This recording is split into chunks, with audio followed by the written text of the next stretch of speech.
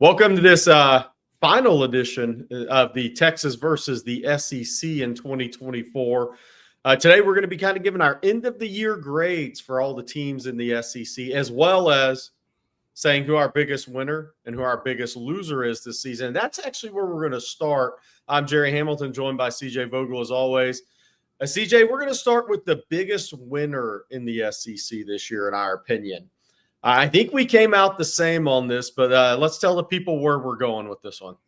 Yeah, I think Tennessee is a pretty good start, and of course, making the college football playoff, coming in as a top 10 team in the country to begin the season. You have a freshman quarterback who kind of was expected to take the reins and take Tennessee to that next level, and he did just that. Now, the defense certainly helped. Dylan Sampson likely in that Doak Walker conversation if it weren't for Ashton Jeanty, but at the end of the day, I think you got to be pretty happy if you're Josh Heupel and looking around at what the Volunteers were able to do this year.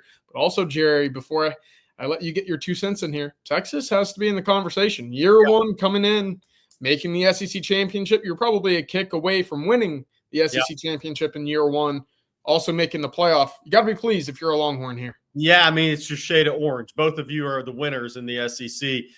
Tennessee, why I was thinking Tennessee is they made the playoff because it's 12 teams. So if it was still a 14 playoff, they wouldn't be in the discussion, right? So that almost makes them the biggest winner for me in a weird way, because the first year to 12-team playoff, they're the third SEC team in. And look, Georgia and Texas were expected to be playoff teams. Tennessee was thought to have a chance to be a playoff team. But some people would pick Alabama instead of Tennessee preseason. Some people would pick Ole Miss. I did. Ole Miss over Tennessee preseason. So to me, that makes them the biggest winner when you look at teams that were supposed to be in the playoffs potentially over them. It didn't happen. And they're sitting there traveling to Columbus to take on Ohio State in the first-round playoff game. And more people would have bet on Alabama or Ole Miss than Tennessee preseason. Obviously, I see the argument for Texas as well, because Texas went into the SEC in year one, made it to the SEC championship game, and was ranked number 1 for part of the season as a member of the SEC. So I'm good with either shade of orange, who your pick is for the biggest winner. Biggest loser, CJ. I think this may be kind of easy to go for. I think we both may agree on this with the caveat. Let's throw it out real quick. With the caveat that maybe one other team's fan base might feel like it's them, but let's go with who we think it is. I'm actually going to take a late pivot here. Ole Miss, to me. That's right. Okay, there you go. And look, I know we talked about Alabama. We talked Oklahoma certainly in that conversation. Ole Miss, to me, with the way that they attacked the portal, the way they attacked NIL, this roster construction, look, the trenches were really good for Ole Miss. You had a third-year starting quarterback returning in the same system under Lane Kiffin, and you lay an egg against Kentucky, which comes back to bite you. Look, that was a very disappointing, underwhelming season for Ole Miss, considering the talent on that roster, especially on that defensive line, who – I know we were sitting here going into Texas A&M, going into the SEC championship game thinking, for Texas, who do you not want to face? Well, it's the A&M front seven. Well, it's Georgia again. If you get in the playoff, you don't really want to face Ole Miss because of the issues that they would provide for the Texas offensive line because of that defensive front seven. Well, it was all for naught because they couldn't live up to the expectations of being a playoff team, and they fell too often throughout the season. Of course, you finish 9-3, 5-3 in conference. That's not what I was expecting. They're my biggest loser. I think it's pretty sizable for me. Yeah, and I get that. I get that part of the discussion for sure, because it's the way they lost to. And they beat Georgia. And so they survived the Kentucky loss. And kind of smacked Georgia. Yeah, they set themselves up to ride right back into the playoffs with the early season upset loss. And then the Florida game happened.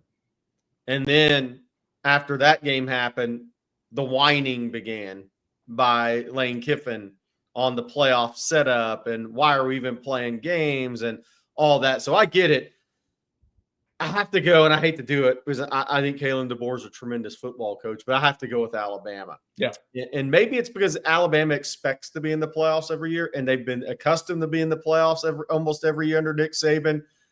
But the expectations for Alabama football are different than anywhere else. And the fact that they lost, they didn't make the 12-team playoff. It's one thing if you don't make a 4-team playoff. The fact they make the 12-team playoff, and the reason why was they got embarrassed in Norman against a team that couldn't score on anybody and got literally embarrassed in that game and had embarrassing losses. Not that Vanderbilt was an embarrassing loss, maybe, but it was coming off the win over Georgia and how it happened. And, the goalpost being taken all the way up and down the streets of Nashville. 3 losses year one. Look, there's different expectations at the University of Alabama. So Alabama is it for me. I hate to say it because I think that's a tough situation following for DeBoer, even though he may be a Hall of Fame coach, following the greatest coach of all time in college football is what Nick Saban's considered to be. That's a tough situation. And in the portal, some guys were going to leave. You knew that with the coaching change, but the expectations at Alabama. And if you've listened to the Paul Feinbaum show, Alabama is the biggest loser. Yes. So, all right, CJ, let's take a minute on these teams each. And we're going to both talk about Texas and give our thoughts there. And then we're going to go team by team, just kind of you'll give thoughts on one, I'll give thoughts on the other. So let's start with Texas, our end of the year grade for Texas year one in the SEC. Look, I have to imagine most would consider this to be a successful season for Texas. I'd put it at an A, and maybe an A minus if I have to be completely honest. Just going into this postseason, there's still some uncertainty with the offense, which was expected to be kind of the forefront of your team, right? Veteran quarterback, third-year guy, veteran offensive line. There's inconsistencies in the run game. Can you really match up and win those one-on-ones when you face someone across the ball from you that's equal or more talent? Texas has kind of struggled, especially against Georgia. Now, I will say that's basically the only team Texas has had 4 quarters worth of struggles against, right? First half against A&M, very successful. You dominated late against Kentucky, Florida, Arkansas. Went to Ann Arbor, had a great showing there to start the season. But there's still something missing from what could be this team's potential. But at the end of the day, you played for an SEC championship, should have won that SEC championship, and you're sitting right at number 5 with a nice, favorable path for the college football playoff. I think every Texas fan coming into the season would have said, okay, we'll go 11-1 in the regular season, play for an SEC championship, and then test our luck in the playoff. They would have taken that fully. So probably an A minus to A for me. Yeah, I think it was an A plus before the SEC championship game, because I think if I laid out like you to the Texas fan base, you're going to beat A&M, Oklahoma, and Arkansas, and you're going to go 11-1 and play in the SEC championship. Everybody raise their hands, they take it all day. Then the SEC champion, because then your expectations change, right? You're ranked 1 in the country at times, and you knew the winner of this got a bye in the first round of the college football playoff. So the expectations then change. Okay, we got to 11-1. Won all the rivalry games. Let's go avenge the loss to Georgia and win the SEC in year 1. Right. That loss knocked it down to an A for me instead of an A plus. I think getting to the SEC championship game in year 1, and you've seen what happened at Alabama and Ole Miss, in Tennessee didn't make it to SEC championships. Go in year 1, you make it. I think that's a really successful year for Steve Sarkisian. In the staff. And I know everybody had injuries, but you lost your starting running back before a game was ever played. A guy who was a second-team All-SEC or first-team All-SEC caliber player. So they've dealt with the QB injuries as well with Quinn. So they've dealt with adversity and still got to that point. So I'll say A. All right. And they've brought back individual awards and hardware to campus, which is going to go a long way in terms of development recruiting. It's a great point. I mean, you win the Thorpe, Lombardi, and Outland in year 1 of the SEC, and you have multiple All-Americans and all SEC players. Pretty impressive, right? And signed the number 1 recruiting class. Maybe it is an A plus. Maybe we're being hard on. Yeah, Texas. maybe 100. All right. So let's start with Georgia. You're going to take Georgia, and then we're just going to alternate on teams. So go ahead. Yeah, look, for me, Georgia, I think this was kind of an underwhelming year for Georgia. You still win the SEC, but to Georgia standards, I don't think you played your best style of football. And that's kind of crazy to say. Again, you've already won a championship this year for the conference. But we're watching Georgia, and I think you and I both agree this is as beatable a Georgia team that we've seen over the last decade with Kirby Smart. And it's more so on the offense side of the ball. Carson Beck hasn't lived up to that 1.1 potential coming into the season. The wide receivers are a mess, especially after the off the field dismissals from earlier in the year. The running game has been hit or miss with ETN. I mean, it's felt like more of a struggle. They felt like they've come back down to earth from where they were in the past. But still, look, they have a bye. They won the SEC. They have everything that they want to play for ahead of them. Will they be able to do it with Gunnar Stockton?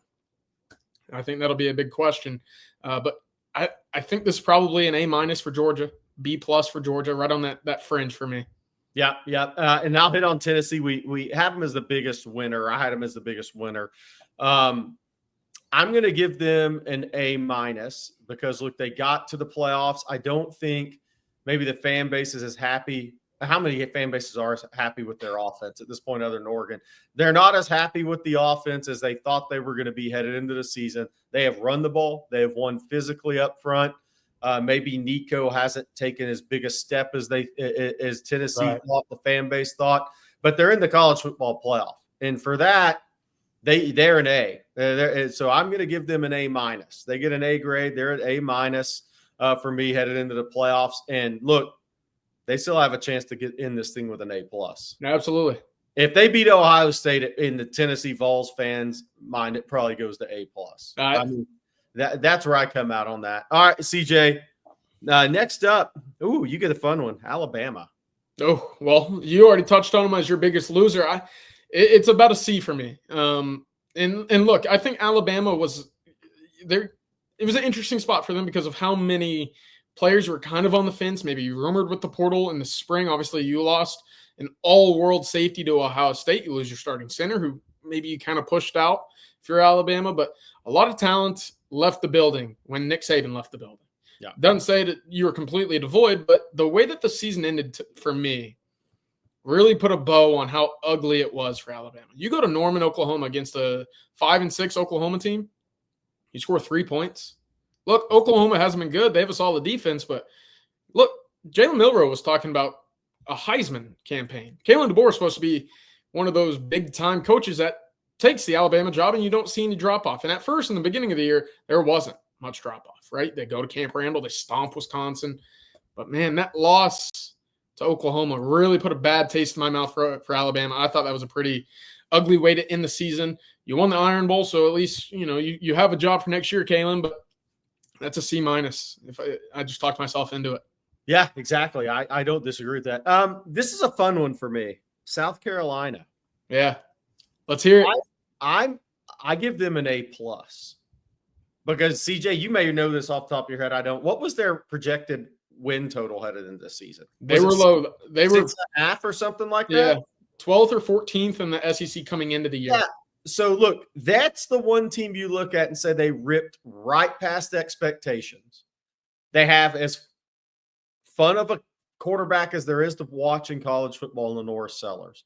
And he's got 2 years left to play there. And you could argue if he didn't get hurt, they beat LSU and they're in the playoff right now. Yeah, it's a good point. I mean, they ended with 6 games and wins in a row and a win against rival Clemson on the road, who's in the playoff. If you're a South Carolina fan, you're just high-fiving each other. Now, maybe there's a few that say, man, should we have been in the playoffs? Did they pick the right 12? Because I personally thought South Carolina should have been a playoff team over SMU after SMU lost the ACC championship game because they had beaten Clemson the 8 days before that. But for this South Carolina program, this is an A+. And now the pressure comes, though, for Shane Beamer. The expectations have changed going into the next year. Lenore Sellers is probably going to be at the 1, 2, or 3 in the Heisman favorites next year.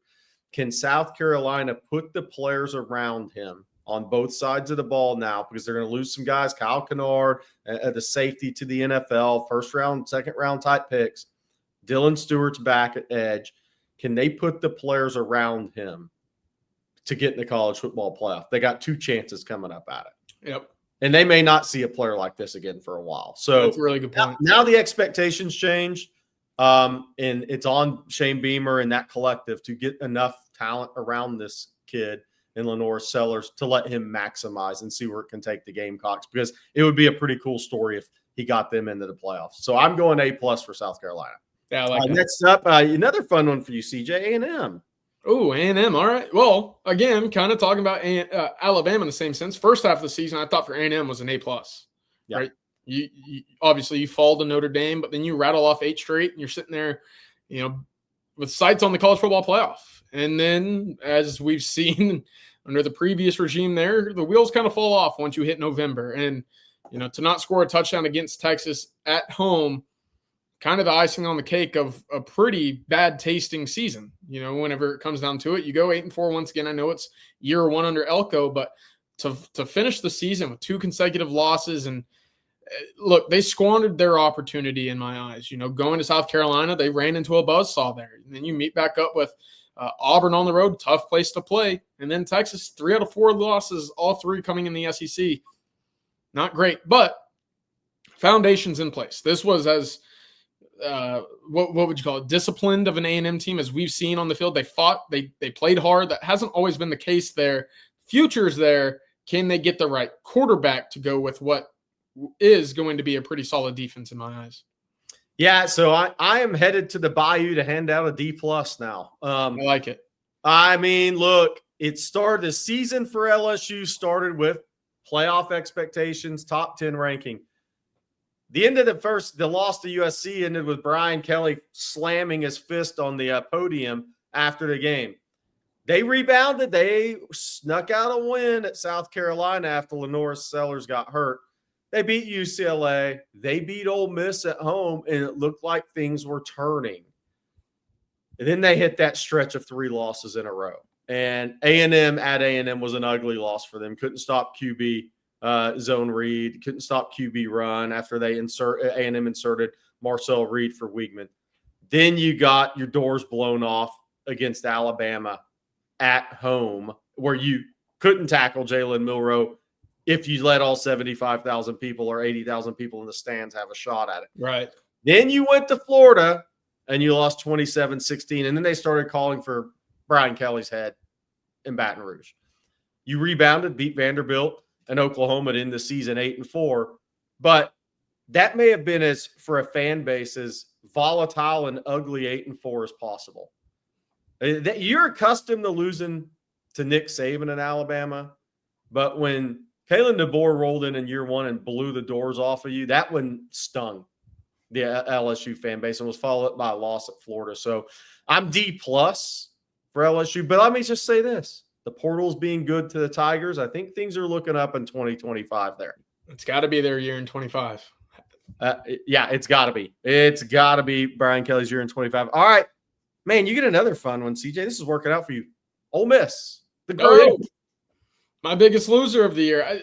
It's a D. I mean, maybe an F. Because, again, coming into the year, you're a top 5, top 10 team. You probably have top 3 level talent across the board. Trey Harris, one of the top wide receivers. You pair him with Juice Wells, and you got a quarterback offensive line that was completely revamped with 2 guys coming over from Washington who just won the Joe Moore. You revamp the entire defense. That front 7 looking very, very, threatening with Chris Paul at middle linebacker. You have Princely Human-Milan over there at edge, opposite of Ivy. Everything was shaping up to be Ole Miss's year. And I fell into the trap once again of buying into Lane Kiffin, buying into to Ole Miss. And I look, you see that roster and you say, how do they lose to a team like Kentucky? How does that happen? I think it comes down to quarterback play, and I think it comes down to Lane Kiffin. And that's the reason why it's a big disappointment, because that's supposed to be the reason why it was such an elevation for them, or opportunity for them this year to take that next leap, to make the 12-team playoff. With that roster, they should have been a lock, and they absolutely fumbled it. It's a D-. Yeah, D-. All right, and I don't disagree with that. Missouri for me next. This is a tough one. It is a bit from tough. a grade standpoint, CJ, because if you throw 9-3 next to Missouri any year, you call that a B+ for their program, or even an A- in the SEC. If you said Missouri went 9-3, give them a grade, you'd say, oh, that's an A-.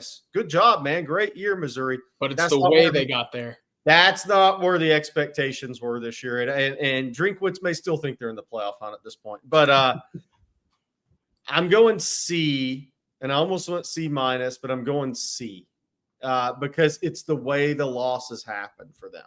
Bingo. A&M blown out. Didn't look like they could compete, 41-10. They win at home. They come back and win a couple weeks later at home against Auburn. Then they go to Alabama. And I know Brady Cook was hurt, but 34-0 is still 34-0. Then they beat Oklahoma late at home. Then they lose at South Carolina. It was a close game, but they lost that game. And the wins weren't pretty, and the losses were really ugly. And that is kind of with the expectation of being a potential playoff team.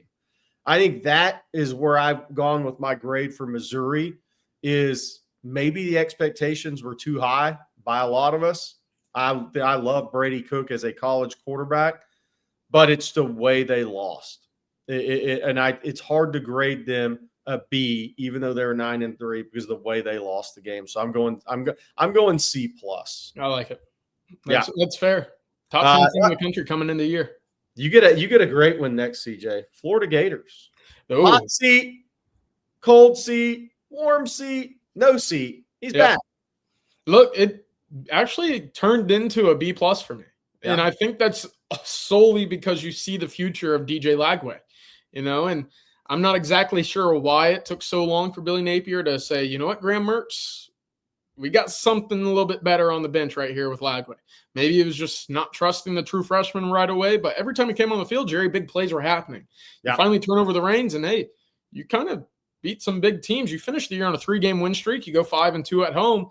You beat LSU. You had some nice moments there, and they're all basically because of turning it over to DJ Lagway. To go 7-5 with what we all kind of considered to be the toughest schedule in all of the country. Yeah. You got to feel like you accomplished something if you're Billy Napier. And again, looking toward the future, you're playing some big boy ball in the portal. You're winning some high school recruits, and they see the vision of playing with Lagway. It's a B+ for me. Yeah, I think that's a good grade. I get Arkansas, which is interesting. Expectations this year were Sam Pittman was going to get fired, and they go 4-8, right, or 5-7. Well, they went 6-6, and he's still there. It's been a rough go in the portal since the end of the season. I go C+ for Arkansas though, because they started 5-3, and things were looking good. The win over Tennessee, they took people to the wire. I mean, they lost they always lose the A&M late in the game or neutral there, 21-70. They won at Auburn. I mean, so in their loss at Oklahoma State they were in it. It was an 8-point game. So then you get to the LSU game at home, and they lost 34-10. They got exposed a little bit in that. They came back and won at Mississippi State, but who didn't? But then Ole Miss destroyed them in Fayetteville, 63-31. And then they lost to the hated rival Texas, 20-10. And then they had Louisiana Tech, and they won that game. Then they lost at Missouri, 28-21. And I'm going C+ for Arkansas because they won 6 games against a pretty tough schedule. But they had a chance here at 5-3 to kind of really exceed expectations. And they had to battle through a Taylor Green injury and a Jaquindon Jackson injury, but everybody had injuries. But losing 4 to the last 6 in the way they lost, 20-24 at home to LSU, by 32 at home to Ole Miss, and Ole Miss decided to stop scoring. Texas, the way they lost that game. I mean, Texas gave them opportunities to hang around, and then they couldn't handle staying in the game late. And then at Missouri, they had a chance to win that game. So I go C+ for Arkansas because look, Pittman retained his job, and they won probably one more game than people thought. But when they started 5-3, you were thinking this is going to be a 7-5 team. They're going to beat somebody else at home because they beat Tennessee. Just didn't happen. So I'm going C+ at 6-6. All right. Cage fighter time. Vanderbilt for Let's you. Do it. You have to start with a B. I think you can go up to an A- for Vanderbilt, but I'm sticking at a B-, just kind of in the middle there. You still have the loss very early in the season to Georgia State. That shows you Vanderbilt's not completely ready to escape some of their past transgression, right? They still have some of those moments where you're like, okay, they're still Vanderbilt. But then 3 weeks later, they come out and they beat Alabama. They're storming the goalpost down the street into the river. That's a program-changing win. To go bowl bowl gaming in this year after that win, when you lose to Missouri by 3 in overtime, you lose to Texas by 3 at home. Okay, now you're becoming a scrappy, tough opponent, something that's not necessarily always just the doormat of the program or of the SEC. It's a B+ for me. I think you can argue it's an A-, but they have those good moments, and they kind of take the 2 steps forward, 1 step back. So they're still going in the right direction, still a bit ugly at times, but I think that they have the guys now that can compete and play with the chip on their shoulder to compete in the SEC. I'm going with a B+ for me for Vanderbilt. Yeah, so I get this next one, and this is going to be a lot of fun, obviously, for me. But let's just say this, CJ. Can you read that? F. Oklahoma. F. Man, what an ugly year for the Sooners. Now, in defense, they had a really tough schedule, but bad offense, couldn't score. Bad offensive line play, bad quarterback play. Receivers were injury riddled, and I don't think that helped. Obviously, if you had your receivers healthy, 6-6 would have turned to 7-5 or 8-4 potentially. But fired an OC during the season. First year OC, by the way. So you thought he was the right guy and fired him during the season. Fired your starting quarterback. Didn't have a running game when you needed it. Defensively, wasted a really good team defensively is what happened. A top 20 defense that if you had a good offense, may have been a top 12 type of defense, but eventually the dam's going to break. But year one in the SEC, when you say Texas played for the SEC championship. Oh, and by the way, A&M was a game away from playing for the SEC championship. Your 2 big recruiting rivals, and you go 6-6. Yeah. And people are questioning, should you be fired or not? That's a big fat F. And actually, I need to change that. Hold on. F-, dude. That's an F- season. So Oklahoma, I'm done with. F- season. And we'll see if Mateer is going to save the day in Norman, because he's going to have to within the new OC.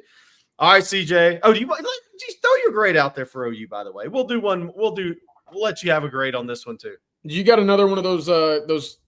Yeah, I need one of those, because look, just take it and put it over on my screen. It's going to be the same. Yeah, F-. Yep. All right, CJ. This is another interesting one. Auburn. Yeah. Saved it. They saved it, beating A&M a little bit, but what you got? They did. And look, it's a D- for me. It would have been an F otherwise. I did not like this Auburn team. I didn't like it coming in when Hugh Freeze said, yeah, we're going to stick with Peyton Thorne. He threw 12 touchdowns and 9 interceptions against teams that weren't Alabama, A&M, and basically Mercer, right? Whoever else they had on their schedule that can't compete at the D1 level. You knew last year this wasn't going to be your answer. You go out, you get Cam Coleman, you get some really talented pass catchers saying, okay, this is going to fix the issue. The issue is still the issue, and the issue was Peyton Thorne. It wasn't a pretty year. You lost to Vanderbilt. You're not looking like you're a competitive team. They're ugly year. I'm kind of done with Auburn, and I'm kind of convinced now that, and I've had this theory for a while, Gerry, since Cam Newton, since maybe Nick Marshall, we'll just never see a good quarterback in Auburn ever again. I'm kind of to that point now. Based on the portal or not. And I don't think it's going to get any prettier anytime soon at Auburn. It's a D for me, D-. Yeah, so the good thing for me is my next one I get to say keep the same card. I have Kentucky. So F-. Look, Kentucky was the Texas trap game. We all said it heading into the year. Kentucky was actually ranked 22 in the preseason polls. Well, can't remember if that was AP or coaches, one of them. 4-8, ugly losses. And it just not competitive games. Change quarterbacks. They went to portal for 2 quarterbacks, which kind of told you they weren't sold on Vandegrift after the spring, that they went into the portal and got Gavin Wimsatt from Rutgers. And then a freshman probably ended up being their actual best quarterback, running back injuries. Now, they had a lot of injuries, and that they probably had more injuries than any other SEC team that impacted them. Maxwell Harrison, the corner, was out for a while. They had the running back training him from Ohio State was banged up all year except the last 3 games of the year. But the thing started bad, CJ, when Mark Stoops got on a plane to take the A&M job, and then they sent him back. That's it. Then once adversity hits, what do you tell your team? Hey, you got to be in here together. Really? You aren't. I mean, so that's the issue if things start to go bad. But South Carolina, week 2, 31-6. They had the heartbreaker to Georgia, which totally might have flipped the script on their season in one way. They win at Ole Miss, which was their win of the season. Tells you the depth of talent in the SEC. But then after the Ole Miss game, CJ, 1-6. Their only win was Murray State. They dropped 6 SEC games in a row. Vanderbilt at home, at Florida 48-20, Auburn 24-10, at Tennessee 28-18 because Tennessee missed 3 field goals inside 40 yards.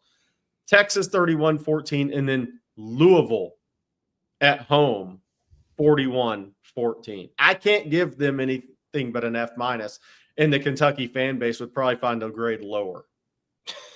You're probably right. You're probably right. Hey, he's lucky he has a job. Yeah. With the way that the calendar year's gone, Gerry, which is what we're grading, I totally agree. Yeah. You get to end with we end this show with Mississippi State. Yeah. We're really ending this run of SEC schools off with a stinker, huh? Mississippi State, 2-10, 0-8 in conference play. It was pretty ugly. That's a tough job to take if you're Jeff Levy. It is, right? Because you're taking over a team that's basically void an entire recruiting class with the passing of Mike Leach. Obviously very sad, but it puts Mississippi State in a pretty tough spot from a roster construction. But it found like they found some sort of competitiveness late in the season when Michael Van Buren take over. Yeah. Right? You scored 24 against Texas A&M. You score for 31 against Georgia. I don't think coming into the year that I was expecting that many points to be scored against either of those teams. The issue is you still didn't win any of them. And then as the season progressed, well, it just kind of got uglier, right? You lose to Missouri 39-20. You lose to Ole Miss 26-14. You don't win any conference games. I know it was a tall hill to climb coming into the year. It's a D, just in the sense that you got a big goose egg in your standings. Yeah. And now you don't have a quarterback for 25. And I mean, that's an issue. It's going to be probably Kromanek from FSU, right? So inexperience once again in reality. All right, we're going to end with this. I lied. I have one question, CJ, to end on. 3 teams are in the SEC from the SEC or in the college football playoff. Simple answer. Is the SEC going to win the national championship? It's actually a tough question. No. Odds are against you. The odds are against you, right? Yeah. I'll go no. But look, I don't think Georgia has it in them without Carson Beck. I know that there was a life of Gunnar Stockton that kind of revamped them in that SEC championship. I don't believe in him. I don't believe in Nico. And look, the Texas offense, I'm not necessarily a full believer in at the moment either, with the way that they've played 3 of their last 4 games. I look at Oregon as kind of that team to beat right now. So Ohio State, they're going to be tough. And who knows if Drew Allar and James Franklin can figure out how to win a big game.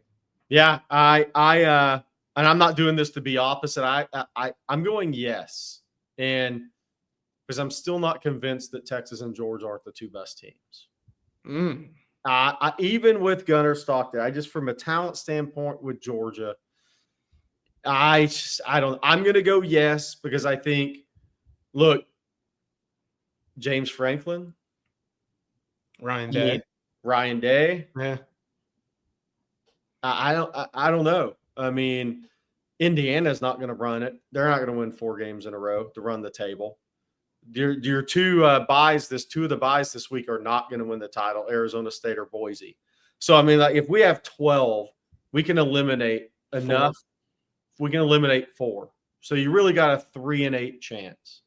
I'm going to say yes, but I'm not sure who it's going to be. Yep.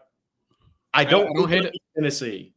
I'm not sure it's going to be tough for them in their path because Tennessee, just think about Tennessee, CJ. Ohio State, Oregon, Texas, Georgia, potentially. Who would win those 4 games in a row? I don't know if there's a team. I don't think there's one team you could sit there and say those are the 4 games you have to win in a row, and they would win them all. I totally agree. So that means I think Texas or Georgia's going to win it, and I don't know who. So we might be seeing that third game. We might be seeing that third game between the 2. Yeah, no doubt about it. Let's hope we do. All right, for CJ Vogel, I'm Gerry Hamilton. This has been Texas versus the SEC, our end-of-year grades. We'll have a lot more content on Texas football coming up throughout the weekend, and hopefully we still have more game prep to do next week.